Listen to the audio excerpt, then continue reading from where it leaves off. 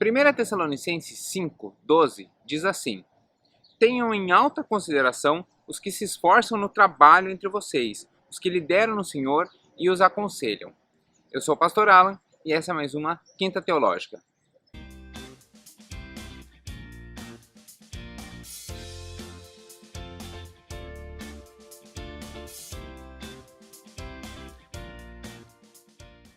Toda quinta, aqui no canal da Igreja Batista de Bom Retiro, você tem um estudo que nós chamamos de Quinta Teológica. Às vezes é sobre um determinado tema, às vezes sobre um determinado trecho das Escrituras, às vezes sobre um determinado postulado teológico. Mas a ideia é sempre trazer algo que seja prático para o seu dia a dia, que possa ajudar no seu convívio com Deus e com a sua igreja e que possa aumentar a sua comunhão com Deus. Por isso, se você tem alguma dúvida, alguma sugestão, ou gostaria de ter algum estudo sobre um determinado tema, ou sobre alguma determinada passagem, você pode escrever aqui nos comentários que nós vamos, à medida do possível, atendendo. Já teve gente que colocou aqui o seu comentário, já levei em consideração e já tem até estudo programado sobre isso que o pessoal andou pedindo por aí. Então, fique bem à vontade de escrever as suas dúvidas como comentário. Eu leio todos os comentários que são postados. Do mesmo modo, se você tem alguma dúvida e você está vendo esse vídeo não no momento da sua estreia, mas você está vendo depois, você pode postar também a sua dúvida aí. E toda quinta, na hora em que o estudo está indo ao ar pela primeira vez, eu estou online ali no chat e você pode conversar comigo e tirar sua dúvida. Eu tento sempre, na maneira possível, a responder na mesma hora para você. Então fique bem à vontade. O último domingo foi o segundo domingo de junho. E sempre no segundo domingo de junho é o dia do Pastor Batista, é comemorado o dia do Pastor Batista. Então, o estudo de hoje é justamente sobre isso, sobre a autoridade pastoral, sobre essa figura chamada pastor e como alguém chega a se tornar um pastor batista e o que isso significa. Então, vou começar contando a minha história, que é muito semelhante à história de muitos outros pastores. Claro que cada um tem uma caminhada específica para chegar ao ministério pastoral. Eu tenho uma caminhada específica que tem seus sabores e os seus dissabores, mas essa não é a questão. A ideia aqui é mostrar que todo pastor batista ele tem uma responsabilidade grande, mas ele também tem uma caminhada significativa para chegar até lá. Como funciona? Alguém, no caso do Paraná, pode ser um homem ou uma mulher, existem algumas convenções estaduais que reconhecem o pastorado apenas masculino, o Paraná reconhece tanto de homens quanto de mulheres, mas alguém que resolva ser pastor batista, hoje em dia, né, as coisas vão mudando, então antigamente não era necessário, por exemplo, ter terminado a faculdade, às vezes, muito antigamente não era nem necessário fazer a faculdade de teologia. Vou dizer como é hoje, em 2020. Hoje, em 2020, para alguém se tornar pastor batista, precisa, primeiro de tudo, fazer uma faculdade de teologia, né? A faculdade de teologia que eu sou professor, que é a FABAPA, é a faculdade da denominação batista aqui no Paraná.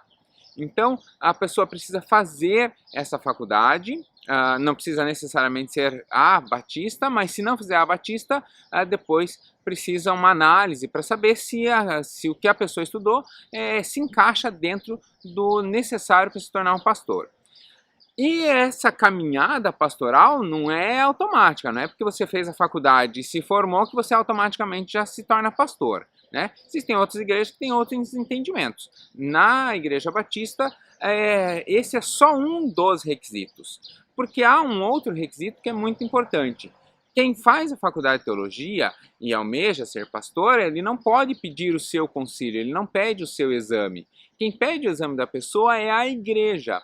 Então, às vezes as pessoas dizem assim, a faculdade, eu olhei o currículo, a faculdade não prepara a pessoa para ser pastor plenamente, porque falta isso, falta aquilo.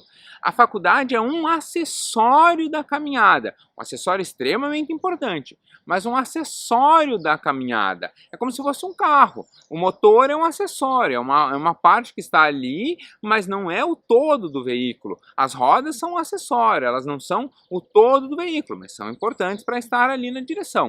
A faculdade é uma dessas caminhadas. né? A outra é que a pessoa vai estar no dia a dia da igreja, realizando seus estágios, realizando a prática da igreja, e a igreja que ela pertence, essa igreja vai reconhecer o chamado pastoral dessa pessoa, e então essa pessoa vai, a igreja pede a ordem dos pastores batistas do Paraná, do Brasil, da seccional Paraná e da subseção Curitiba, no nosso caso, da Batistas da Grande Curitiba, BGC, a igreja vai pedir o concílio dessa pessoa. O que é o concílio? O concílio é um exame. No meu caso foram 217 perguntas, em torno de 2 horas e meia, mais ou menos, de perguntas, em que você responde oralmente as perguntas, de uma grande área de teologia, né? Então, são várias áreas em que o examinador é perguntado, o examinado é perguntado. Eu, quando vou examinar, às vezes me pedem para examinar também, quando eu vou examinar, eu uso um questionário de mais ou menos 180 perguntas. E aí, a partir das respostas, a gente vai fazendo outras perguntas. Então, eu pergunto mais ou menos também umas 200 perguntas. E olha que interessante quais são as áreas em que alguém é examinado. Essa pessoa ela é examinada no seu testemunho de conversão e de chamado pastoral, que nem todos são chamados a ser pastor, e eu conheço gente, eu estava em um conselho em que o rapaz examinado, ele foi reprovado na primeira pergunta, porque aliás, na segunda, quando ele foi falar do seu chamado pastoral, porque ele falou, não, eu não tenho chamado pastoral, só que os pastores são respeitados dentro da igreja, eu queria receber esse respeito também. Quer dizer, não estava ali com seu chamado pastoral claro, né? Então, essa pessoa não estava ali em condições de ser pastor, né? Não tinha certeza do seu chamado. Mas não é só interrogado só no seu testemunho e no seu chamado. Ele também é interrogado em bibliologia, estudo da Bíblia, organização da Bíblia, como a Bíblia se divide, quem escreveu, como funciona, né, toda a questão de bibliologia. Em teologia, e aqui teologia no seu sentido mais estrito mesmo, estudos sobre Deus, né, a primeira pessoa da Trindade naquela organização clássica. Então, teologia, depois cristologia, pneumatologia. Pneuma é vento. E pneumatologia é o estudo sobre o Espírito Santo, né? Porque a Bíblia se refere ao Espírito Santo. Um dos símbolos do Espírito Santo é o vento. Então vai falar sobre pneumatologia. Eclesiologia, que é o funcionamento, a organização da igreja como um todo. Amartiologia, ou hamartiologia, que é escrito com H. A martiologia é o estudo sobre o pecado, sobre como funciona o pecado, como se dá o pecado original, por que todas as pessoas precisam de salvação, quem é bom, quem sempre fez o bem, realmente precisa de salvação. A martiologia vai estudar isso. Soterologia, se eu pensei em pecado, eu preciso pensar em salvação. Então, salvação em grego, soteros, né? Por isso que quem nasce em Salvador é soteropolitano. Polis, cidade, cidade do Salvador, soteropolitano, né? É da cidade de Salvador. Então, soterologia vai estudar sobre a salvação.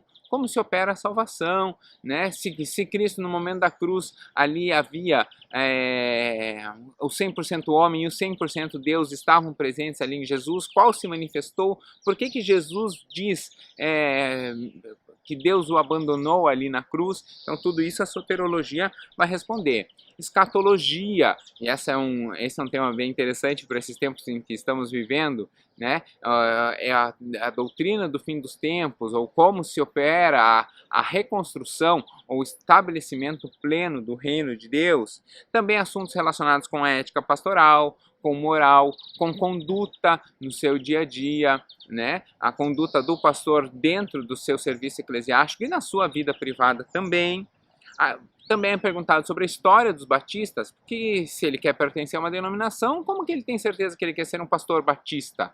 Por que ele quer ser um pastor batista? Então ele tem que saber a história dos batistas. Por que nós somos como somos? Por que nós fazemos a ceia do Senhor e não fazemos Santa Ceia? Será que tem alguma mudança, algo significativo, né? E também de cooperação denominacional. Por que a pessoa quer se filiar à Ordem dos Pastores? Por que a igreja deve ser filiada à convenção? Por que a igreja deve participar da associação? Como a igreja participa?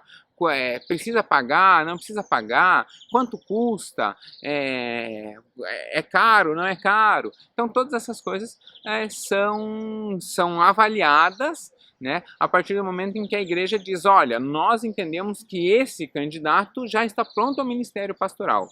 Então, quando a igreja diz isso, aí os pastores, pelo menos 7 pastores, se reúnem para avaliar o candidato, para ver se ele tem essa capacitação técnica, porque a igreja já viu a prática. Então, alguém se tornar pastor batista é um caminho longo, né? Não é árduo, ao contrário, é um caminho prazeroso, porque quando a igreja realmente ama o seu candidato a pastor, a igreja investe na vida dessa pessoa e é prazeroso poder cumprir o chamado de Deus, mas é um caminho largo, é um caminho que tem o seu percurso a ser traçado.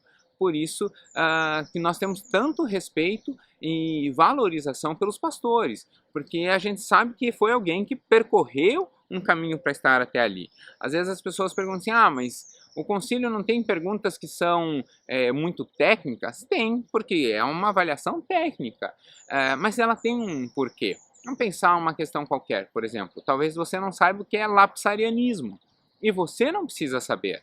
O lapsarianismo ele um estudo, uma área de hamartiologia e soterologia, ou seja, quando entra o pecado e quando Deus decide que criará uma forma de perdoar o pecado. Quando isso aconteceu? Isso acontece antes de Adão e Eva, antes da criação do mundo? Isso acontece depois? Isso acontece depois que o homem peca? Então, o lapsarianismo vai criar a teoria sobre isso. Aí você pode até pensar assim, pastor, mas de que adiantaria eu saber isso? Talvez nada. Mas quando alguém chega ao gabinete pastoral e fala assim, pastor, eu não consigo aceitar o perdão do pecado que eu cometi. E aí você explica para a pessoa, ei, mas você já confessou o seu pecado? Você se arrependeu? Sim, mas a dor do arrependimento ainda volta. Então às vezes, você não sabe como agir, você buscar uma boa teologia, por exemplo, com o lapsarianismo, saber o termo-chave, saber bons autores, vai te ajudar a buscar uma boa resposta para isso. Né? Então, é uma forma de você auxiliar melhor as suas ovelhas. Quanto mais bem preparado o pastor, melhor ele pode cuidar do seu rebanho. Isso por quê? Porque não há nenhum trecho bíblico sobre as igrejas do Novo Testamento em que uma igreja não tenha um pastor, uma igreja não tenha um sacerdote, alguém especificamente separado para isso. Algumas igrejas vão usar outros nomes. Vai ter igreja que vai chamar de ancião, vai ter igreja que vai chamar de presbítero, vai ter igreja que vai chamar de bispo. A igreja batista usa a denominação pastor. Né? Então nós não temos pastor, nada além de pastor.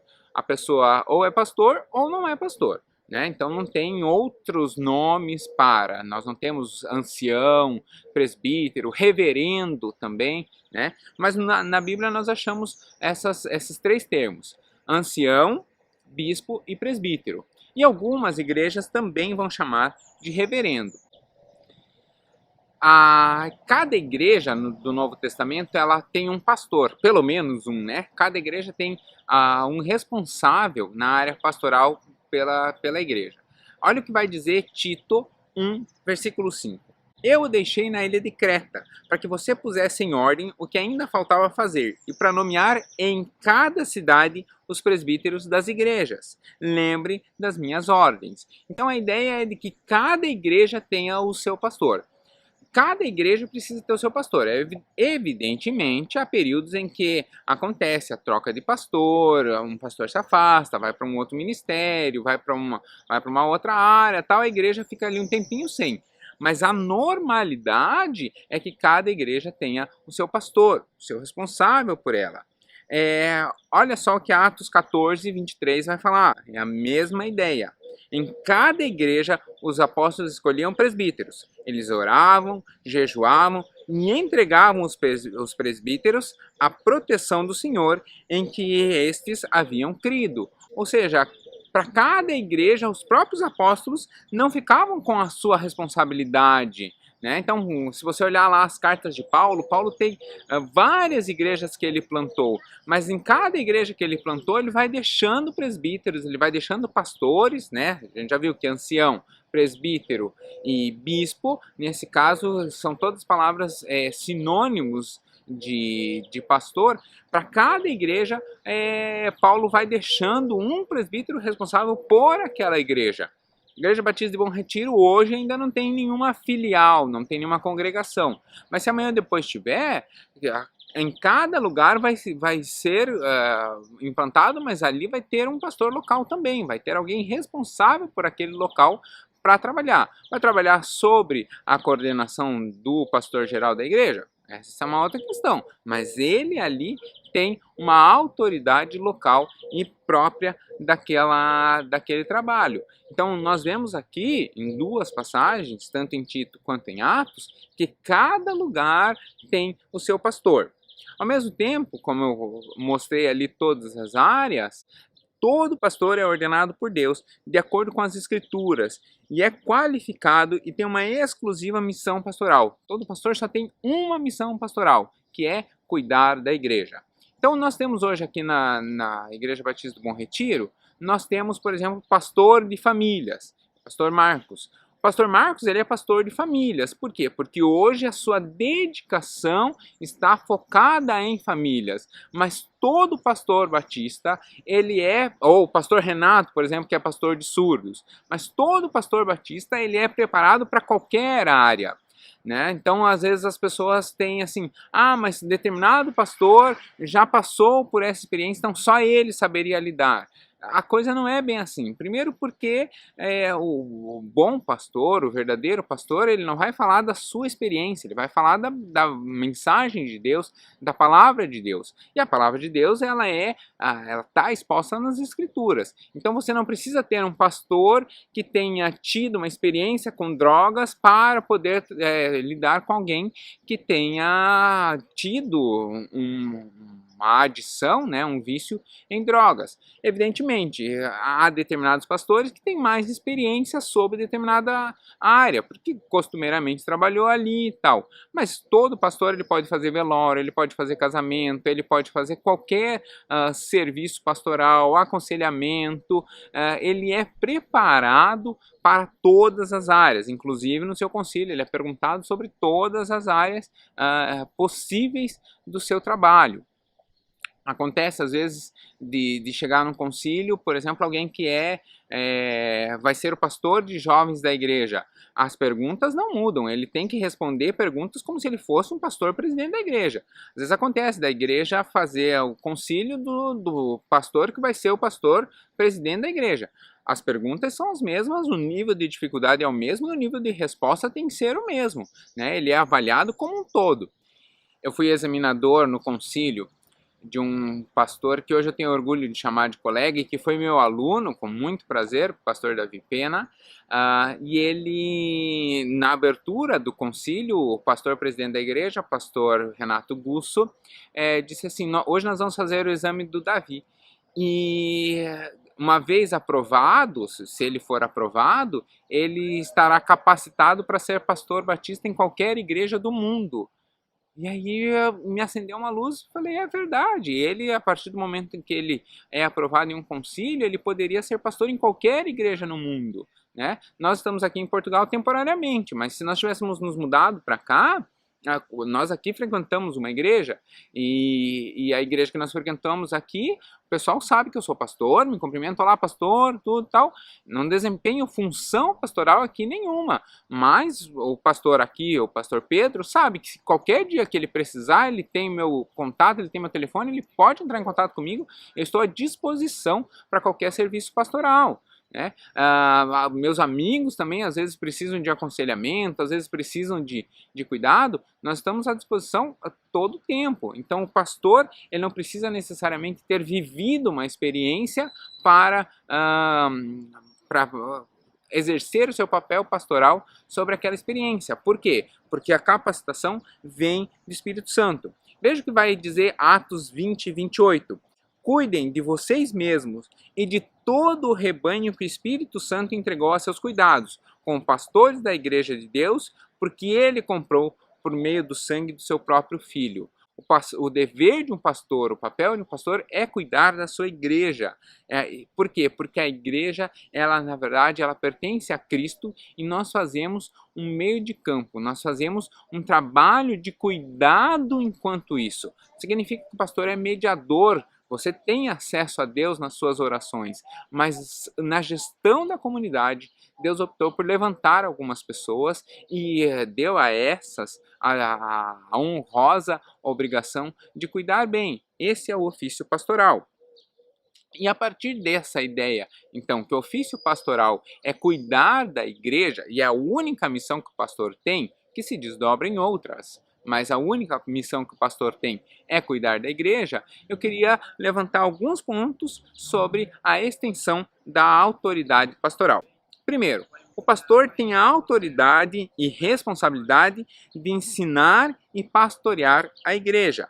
Como nós já dissemos, essa é a função do pastor. Ensinar as escrituras de modo a que aquela palavra escrita seja uma palavra viva e eficaz na vida da pessoa e pastorear a igreja, ou seja, conduzir a igreja até o seu caminho. Eu tinha um tio, João Gabriel, ele já faleceu, mas ele tinha uma ilustração muito legal. Ele dizia assim: filho, cuide... Eu não sei porquê, mas meus tios têm o costume de chamar a gente de filho. E ele também, ele era um desses. Ele dizia assim: filho, cuide, porque a vida é uma flecha. E essa era a frase. E um dia eu falei: como assim? Ele explicou que um atirador, um arqueiro, se ele desviar 1 centímetro aqui, na hora que ele lança a flecha, lá na frente, ela vai dar metros de distância. Centímetros de afastamento aqui, lá na frente, vão representar metros de distância. Então ele diz assim: filho, cuide, porque a vida é uma flecha. Se você desviar um pouquinho aqui, lá na frente, virá a diferença. O papel do pastor é dizer: ei, flecha que está em curso, você está indo para um caminho perigoso, vai desviar metros, quilômetros. Volta, porque ainda dá tempo de acertar o alvo. A porta é estreita, o alvo é pequeno. Volta, porque ainda tem como chegar lá. Então, o papel do pastor, da autoridade pastoral é esse: ensinar e pastorear a igreja. 1 Tessalonicenses 5,12 vai dizer: irmãos, pedimos a vocês que respeitem aqueles que trabalham entre vocês, isso é, aqueles que foram escolhidos pelo Senhor para guiá-los e ensiná-los. Tratem essas pessoas com o maior respeito e amor, por causa do trabalho que fazem, e vivam em paz uns com os outros. Eu não sou o único exemplo. Eu conheço vários exemplos de vários pastores que tinham uma vida boa, uma vida normal, uma vida secular, um trabalho comum, e que entenderam o chamado de Deus e deixaram essa profissão que tinham para dedicar-se ao ministério, para dedicar-se em tempo integral ao ministério. E é muito comum que isso, inclusive, represente uma perda financeira. A pessoa passe a ganhar menos dinheiro. Parece estranho no mundo de hoje alguém optar por uma profissão, se é que nós podemos chamar de profissão, mas alguém optar por um ofício, por uma ocupação, por uma profissão em que ganhe menos. O normal é nós vermos o contrário acontecer. Mas por que isso acontece no chamado ministerial, no chamado pastoral? Porque a gente sabe que a vida pastoral, ou cumprir a vontade de Deus, é muito mais gratificante do que qualquer recompensa financeira. Por isso, que a recomendação aqui é de tratar com todo amor e com todo carinho as autoridades pastorais. Nem sempre isso acontece, tem ovelhas que são arredias, mas a recomendação bíblica é essa. Outro aspecto da autoridade pastoral: um pastor tem a responsabilidade e a autoridade de proteger a igreja de falsos ensinos ou de falsos ensinamentos. Olha o que vai dizer Atos 20, versículos 28 a 31. Cuidem de vocês mesmos e de todo o rebanho que o Espírito Santo entregou aos seus cuidados, como pastores da igreja de Deus que ele comprou por meio do sangue do seu próprio filho. Pois eu sei que depois que eu for, aparecerão lobos ferozes no meio de vocês, e eles não terão pena do rebanho. E o versículo 30 vai dizer: E chegará o tempo em que algum de vocês contarão mentiras, procurando levar os irmãos para o seu lado. Portanto, fiquem vigiando e lembrem que durante 3 anos, de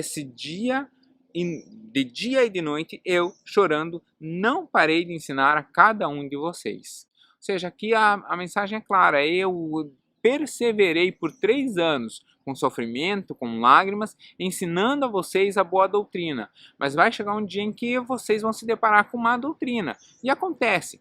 Tem alguns pregadores na internet que são muito bons, mas tem alguns que só a misericórdia de Deus. Tem alguns que você vê que é heresia o que eles pregam. Às vezes eu olho, esses dias me mandaram um vídeo de um que falava uma besteira. Eu não vou nem dizer o que é porque não quero dar ibope para ele. Mas eu fui ver, o canal dele tem 300 mil inscritos. O meu canal tem 192 hoje. 192 pessoas. O dele 300 mil. Por que que o dele, que ensina besteira em cima de besteira, dizendo-se pastor e pregando heresias, tem tantas pessoas seguindo? Porque é fácil. Eu confronto o ego, ele massageia. Mas eu confronto o ego porque é o que a Bíblia diz para fazer. Né? Paulo diz que o morrer é lucro e que o viver é Cristo. Então a gente vai vendo nessas questões. A mensagem do Evangelho é clara: cada um tome a sua cruz. Então, ao invés de dizer só mensagens positivas, eu trago palavras de vida eterna, eu busco trazer palavras de vida eterna. Então os pastores têm essa função. E é lógico, às vezes corrigir, às vezes tratar, por mais em amor que a gente faça, isso às vezes não é bem recebido. Por isso que a Bíblia nos adverte a ter amor e carinho para com os pastores, principalmente quando eles estão corrigindo sobre falsos ensinamentos. Quer ver como é bem fácil a gente cair em um falso ensinamento? Eu vou parar um pouquinho e você vai completar a frase. Quando Deus fecha uma porta, você completou com ele, abre uma janela, né? Se você completou com isso, você acabou de falar uma besteira. Se Deus fecha uma porta, significa que aquele não é o caminho. Deus não vai abrir janela, ou seja, Deus não vai dar jeitinho. Deus fechou aquela porta, significa que aquele não é o caminho que você deve caminhar. Você entende como isso reflete lá na frente? Ah, Deus vai dar um jeitinho para fazer o que eu quero? Não, Deus fechou essa porta, significa que esse não é o caminho. Vou procurar outro caminho, porque a porta que é para eu passar, Deus vai abrir. Deus não manda a gente sair por janela. Deus abre a porta que é para passarmos e fecha a porta pela qual não é para passarmos. Parece uma frase boba, mas ela reflete lá no seu pensamento que Deus dá jeitinhos, que Deus vai por caminhos tortuosos para cumprir o seu querer. Então é esse tipo de ensinamento que os pastores têm a obrigação de ser contra. Outro aspecto da autoridade pastoral: o pastor tem responsabilidade e autoridade para supervisionar todo o trabalho da igreja. Ou seja qual for a área que você vai trabalhar, porque o propósito de nós pertencermos a uma igreja é nós cumprirmos o propósito de Deus na nossa vida. Já dei aqui a dica da ovelha, da nova ovelha. O seu ministério é sentar e prestar atenção no culto. E isso é uma bênção, porque quem está pregando precisa ver aquele rostinho de aprovação. Eu mesmo, quando estou falando aqui, às vezes está minha esposa, às vezes está o meu filho, às vezes estão os dois atrás me auxiliando ali para eu não falar sem ninguém estar me ouvindo, né? Então, hoje a vida me colocou em uma situação que eu estou um pouquinho distante de vocês. Mas nós sempre estamos cumprindo o nosso ministério.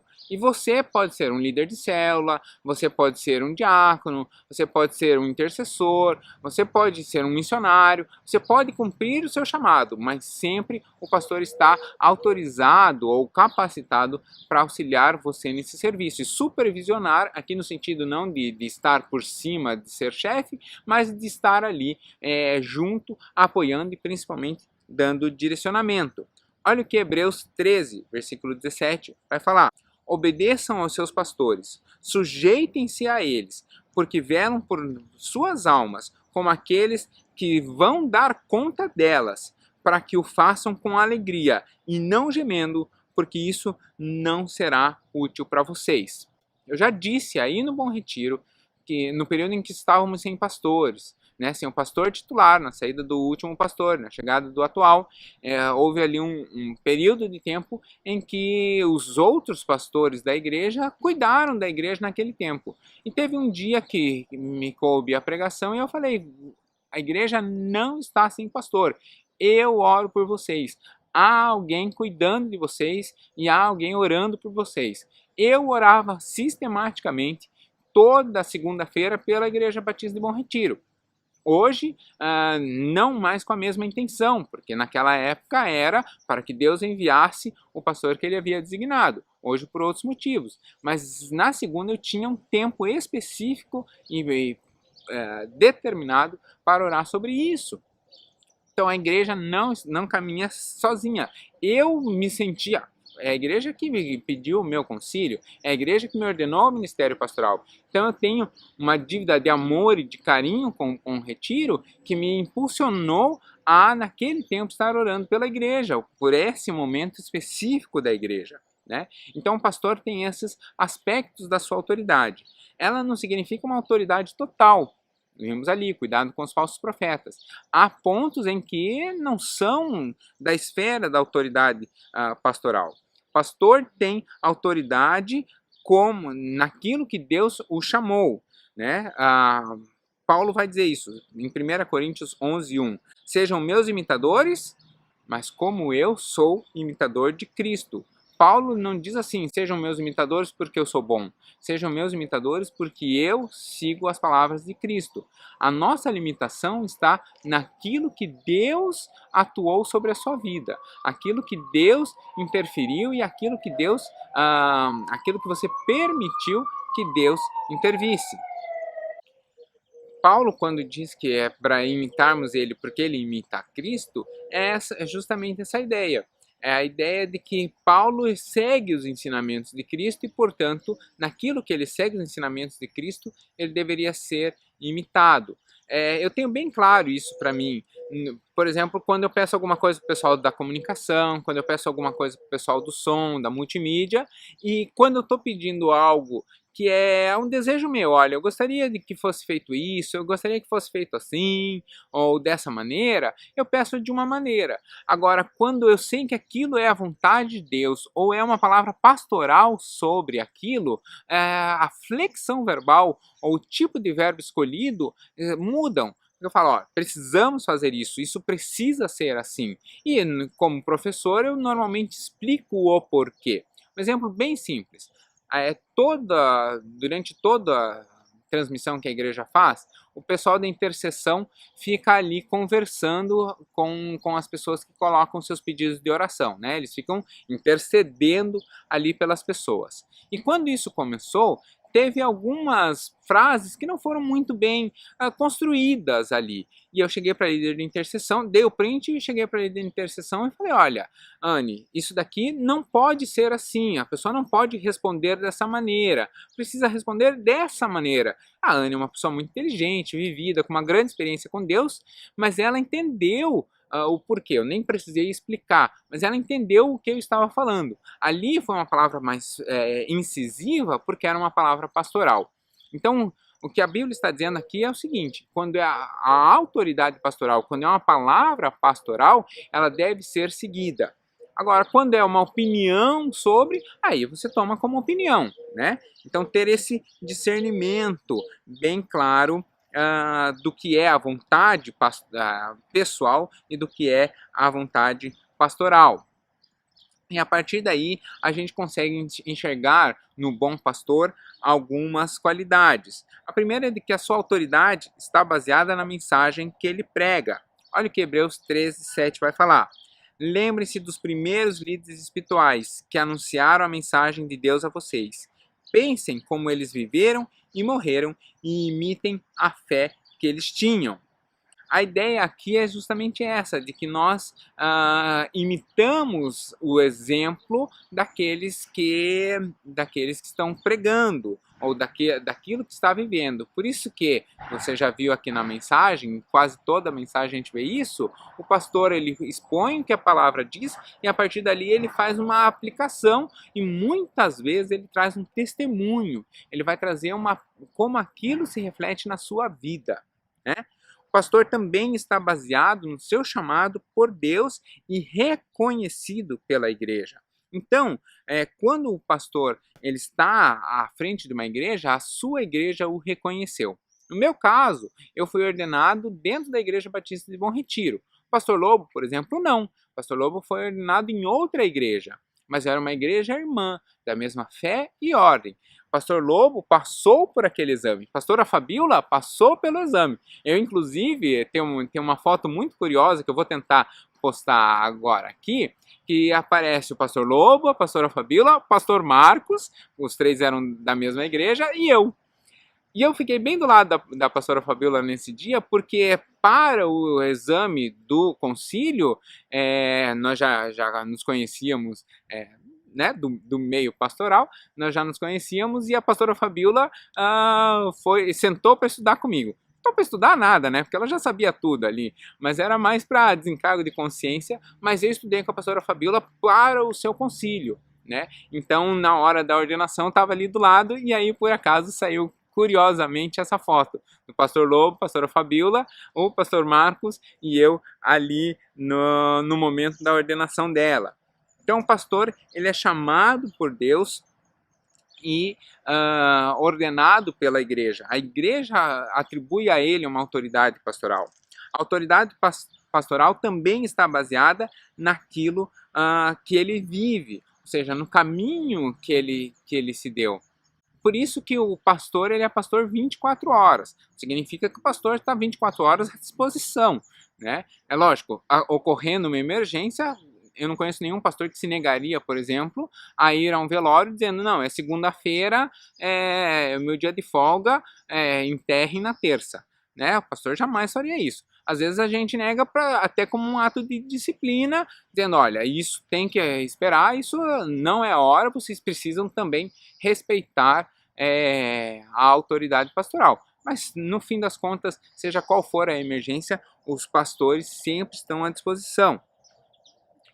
O pastor também tem a sua autoridade baseada no modo com que ele exerce o seu ofício, no modo que ele exerce o seu labor, né? Veja que 1 Tessalonicenses 5, 12 e 13 vai falar que os estimamos em grande amor por causa de sua obra, né? Então, a obra do pastor, aquilo que ele constrói, vai dar a ele a sua viés de caminhada. Eu, por exemplo, construí toda uma carreira na área da educação.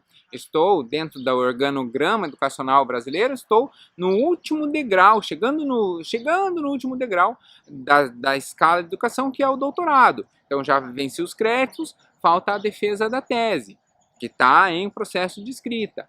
Então, é justamente porque eu tenho essa caminhada de educação que eu cuido da área de educação. Né? Isso não significa que o pastor não possa cuidar de outras áreas, mas o meu labor foi construído nessa área, portanto é dessa área que eu tenho cuidado mais, porque é onde eu tenho mais afinidade. Tem outros pastores, por exemplo, que têm mais afinidade com esporte, com outras atividades. Então ele foca ali, mas lembrando, capacitado para qualquer ação.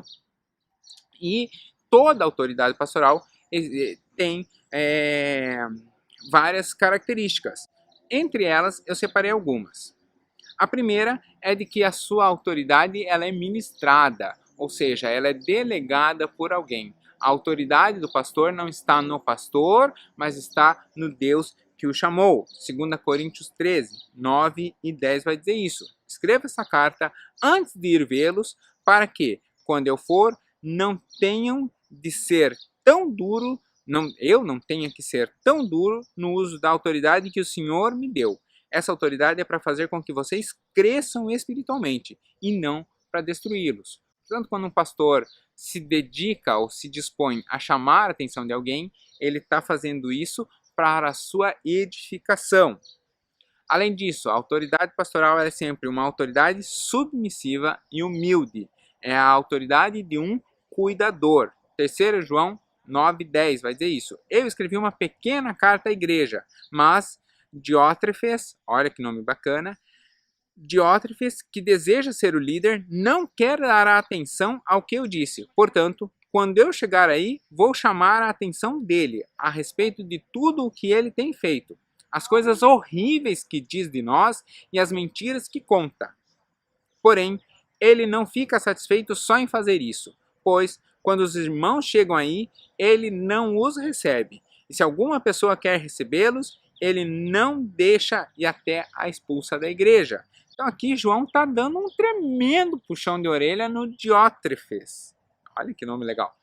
Mas a atitude dele não era legal.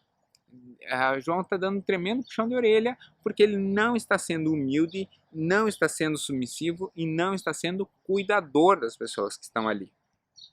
Outra característica é que o pastor tem uma autoridade de amor, a autoridade de um pai. 1 Tessalonicenses, capítulo 2, versículos 9 a 10 vai dizer isso. Irmãos, vocês com certeza lembram de como trabalhamos e lutamos para ganhar o nosso sustento. Trabalhávamos de dia e de noite a fim de não sermos uma carga para vocês, enquanto anunciávamos a vocês a boa notícia que vem de Deus. Vocês são testemunhas, e Deus também, de que o nosso comportamento entre vocês que creram foi limpo, correto e sem nenhuma falha.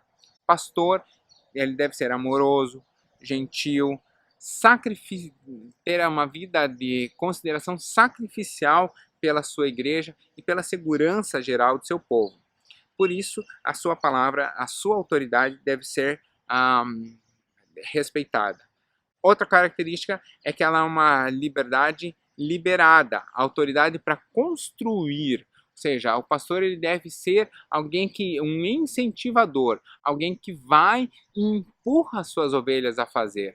Porque não cabe ao pastor fazer todas as atividades. As atividades é um grande mérito a igreja fazer, as pessoas fazerem. O pastor ele funciona muito mais como um coordenador das atividades que as pessoas exercem. Elas exercem o seu ministério ali dentro.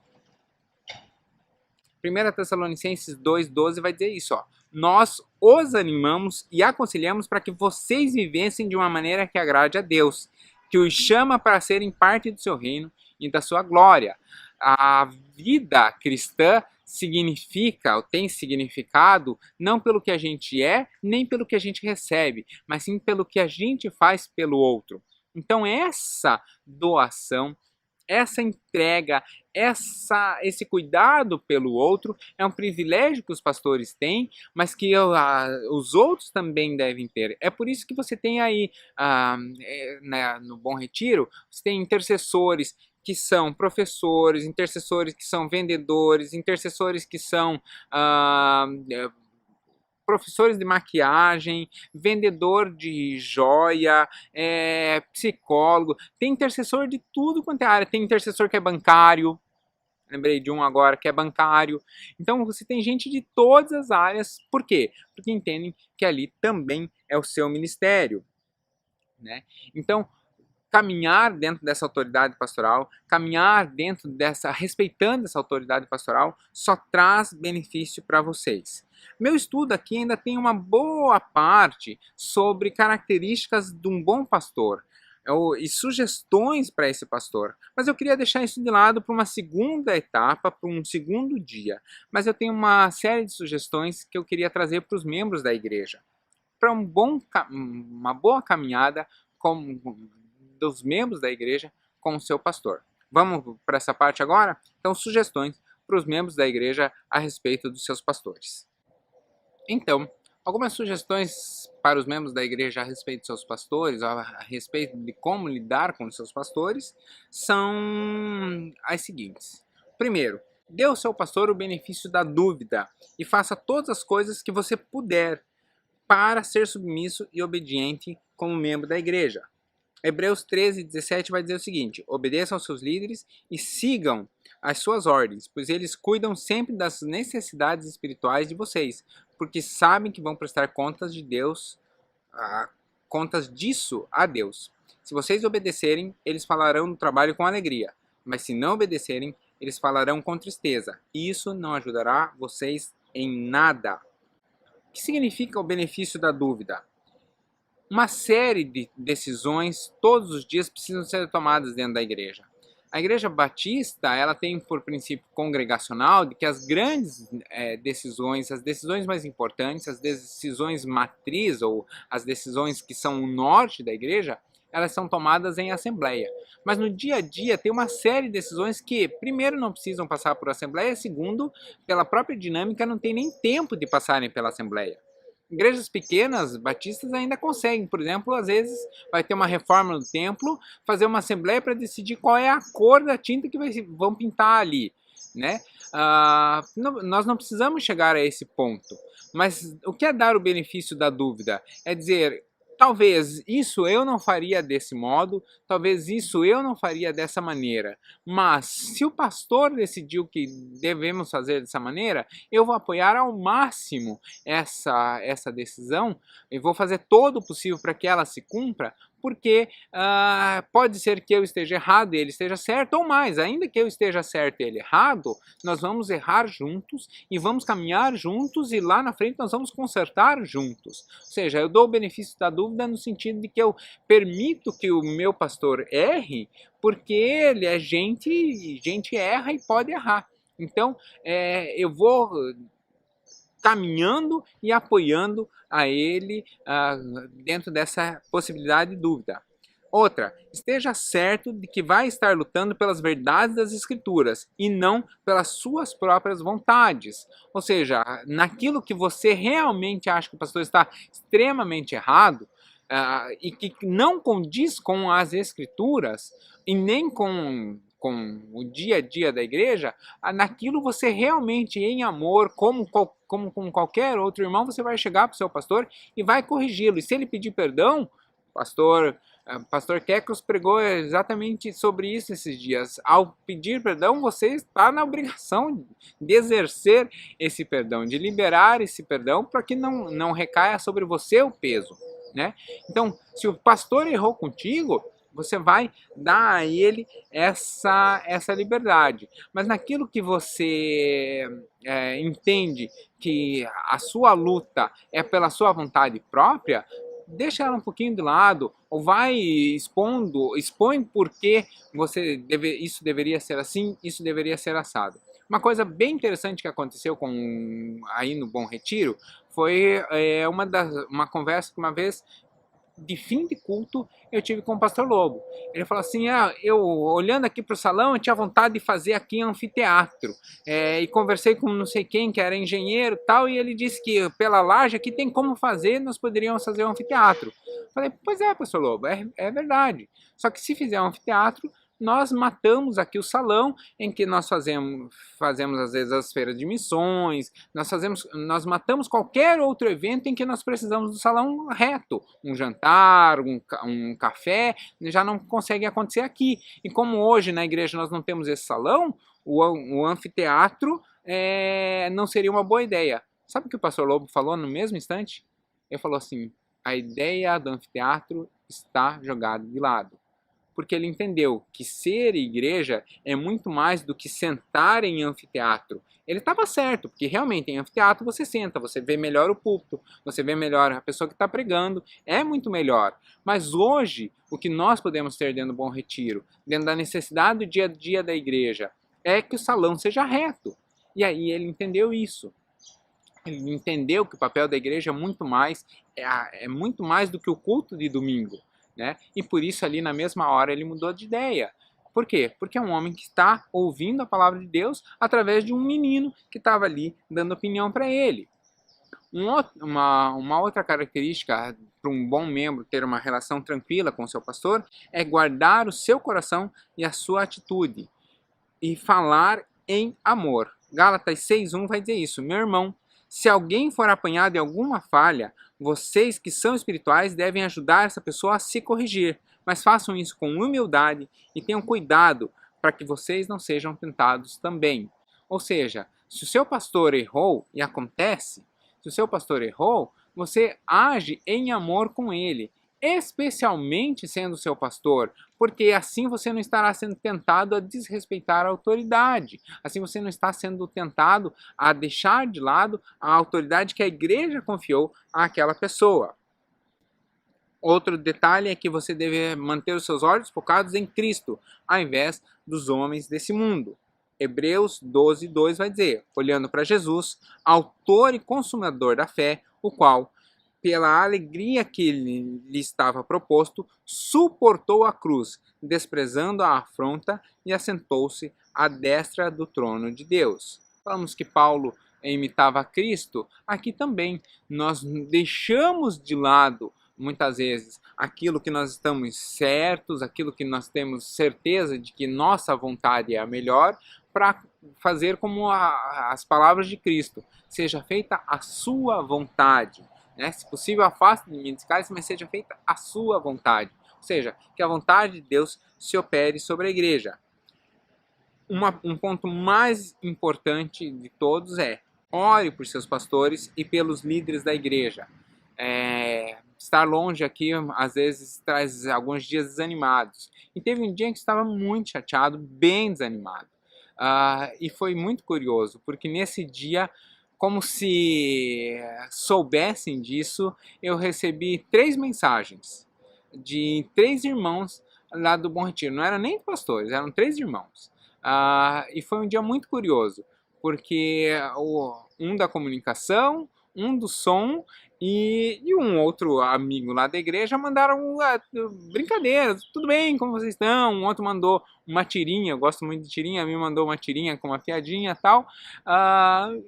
E eu me senti ali amado, eu me senti ali cuidado por eles. E eu estava triste, estava sozinho, estava triste, e eles mandaram mensagem, curiosamente, justamente naquele dia. Ou seja, Deus mostrou que mesmo longe eles continuam sendo amigos, continuam sendo pessoas com quem a gente deve caminhar. E tenha muito cuidado, porque o último ponto, e talvez o mais importante, é que não há igreja perfeita. E não havendo igreja perfeita, toda a igreja está passível de ter erro. Toda convivência humana está passível de ter erro, de ter alguma coisa que te desagrade. Então, deixar que isso te afaste dos benefícios da comunidade é o maior erro que pode acontecer. Onde operou o pecado, que superabunde a graça, ou onde houve pecado, que a graça seja muito maior. Por isso eu queria encerrar o estudo, pelo menos essa primeira parte, justamente nesse anseio, de que se há qualquer mágoa no seu coração com relação à igreja ou com relação a algum pastor, de que você cumpra o mandamento bíblico. Vá, se acerte com ele, libere perdão. Talvez você não precisa necessariamente voltar para essa igreja. Nós temos um fenômeno hoje de muitas pessoas que, magoadas pela igreja, abandonam completamente a igreja. Não, se você acha que tem algo de errado na igreja, entra nela, começa a trabalhar nela, segue trabalhando nela para que isso seja corrigido. Se há algo que não está muito bem dentro dessa igreja, isso é essencial na sua existência, procura outra igreja séria, vai ser uma bênção lá naquela outra igreja. Mas não deixe o benefício de viver em comunidade de lado, porque você só ganha convivendo em comunidade. Às vezes tem algumas dores de cabeça, às vezes tem alguns incômodos, mas no cômputo geral isso é melhor do que viver isolado. Que Deus abençoe a sua vida. Eu queria encerrar orando, mas que Deus abençoe a sua vida justamente nesse sentido, de que você tenha saudade da casa do Pai e que na igreja você encontre um pouquinho dessa casa. Vamos orar? Senhor, eu queria colocar diante do Senhor cada uma das pessoas que estão nos assistindo nesse momento, vendo o nosso estudo. Que esse estudo encontre campo fértil nos seus corações. Que eles reconheçam a autoridade pastoral diante dos pastores que o Senhor colocou sobre a vida de cada um. Não porque são homens incríveis, mas porque são homens que foram chamados pelo Senhor. São homens que o Senhor designou e capacitou para isso. E o Senhor motivou a igreja a reconhecer neles essa autoridade pastoral. Por isso eu peço que o Senhor esteja tocando o coração de cada um, ensinando a cada um a respeitar os seus pastores, a ser submisso aos seus pastores e serem auxiliadores dos seus pastores na caminhada pastoral e na caminhada pessoal de cada um. Que o pastor sobre a vida de cada uma das pessoas que assiste esse estudo, que o pastor de cada um possa ser uma bênção, e aquele que ainda não tem um pastor sobre a sua vida, que o Senhor possa designar a pessoa adequada para cuidar da vida deles. Que eles entendam que acima do homem falho que coloca-se como autoridade pastoral, cada um consegue encontrar em Cristo o pastor perfeito.